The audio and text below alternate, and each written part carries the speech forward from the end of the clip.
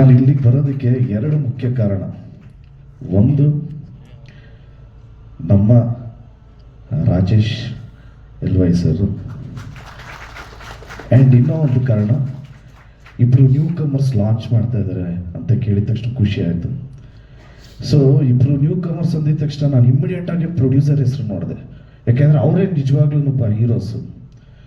ಅವ್ರುಗಳು ಮನ್ಸ್ಬಿಟ್ರೆ ತುಂಬ new comers ಬರೋಕ್ಕೆ ಸಾಧ್ಯ. ಸೊ ಒಂದು, ನಮ್ಮ ಜಯಸೂರ್ಯ ಸರ್,